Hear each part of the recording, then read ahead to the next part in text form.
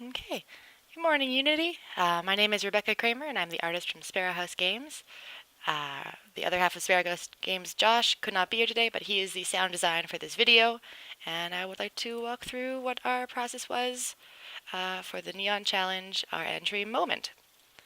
So it's the story of this character here, Proto. They're an old character of mine and near and dear to my heart. And I thought it'd be nice to give them a scene all of their own, just to really try and capture the feeling of neon, which was the theme for this contest, and which sort of to me is something like kind of mysterious and but also futuristic. And so we wanted to capture the moment of change that this character goes through. You can kind of see it better down here in the gameplay view. Here we go.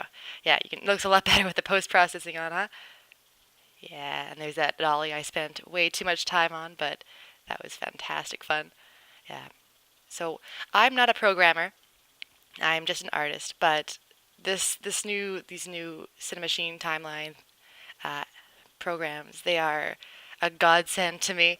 I was able to do this without any programming at all. There was some small, like I made the wheels turn with a simple script on the train, but otherwise it's all just timeline Cinemachine. Some things to talk about in the scene, the lighting.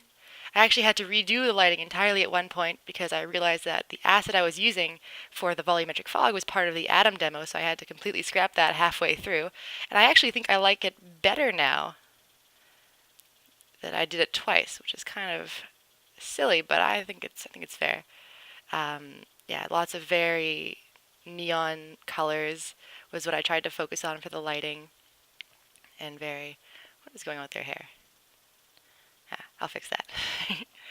um, but yeah, very bright colors, lots of high contrast, very neon. And in terms of the camera work, that's where I was really having the most fun. Originally, if you look at the color keyframe storyboard I posted back at the beginning of January, this whole scene was just supposed to be a simple pan out. It was just supposed to be simple. But the more I started playing around with the cameras, the more fun I started having, and I just couldn't resist some scenes. So yeah, you can see this whole part at the beginning here with the train coming through. That was something that I found at the perfect angle, and it just built off of itself. And all these sort of like blur-ins and this pan wipe with the little sphere I just created here for the wipe. You can kind of see it in slow mo. All these are just like ideas that popped up because of the versatility of the system. All the materials pretty much are just regular PBR. I did the character and the transforming train station in I modeled them in Blender and ZBrush and Marvelous Designer, etc., etc. The materials are all done in Substance Painter or from the asset store. Nothing too special there. What I was really just trying to focus on was creating a very cinematic experience.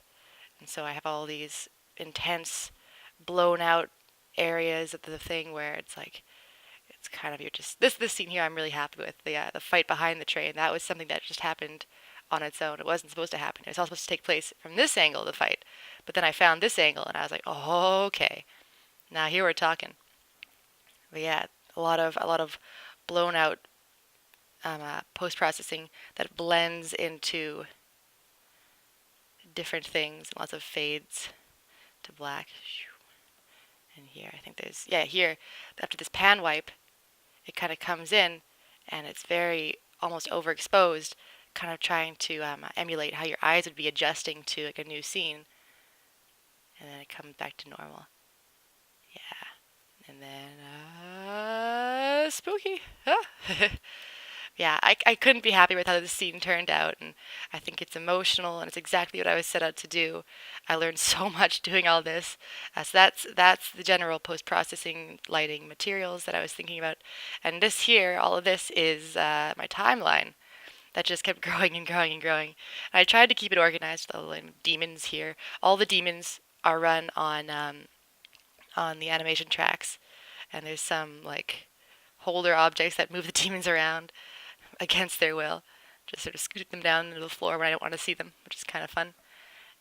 And it was just, yeah, it was nice. It was nice to do this because I didn't have to actually go in and animate specifically what I wanted and reiterate that each time. I could just make one big animation which kind of captured what I wanted, and then I could move that around accordingly using the system. The audio is down here, reasonably simple. And then my particle section over here, I was just having way too much fun. I'm guilty. I'm guilty of particle overload, and that is something I will never be ashamed of. And yeah, the main character once again, the exploding train station, all done in timeline. Yeah. So yeah, overall, I'm really happy with how it turned out, and I hope you guys like it too. Have a great day. Bye.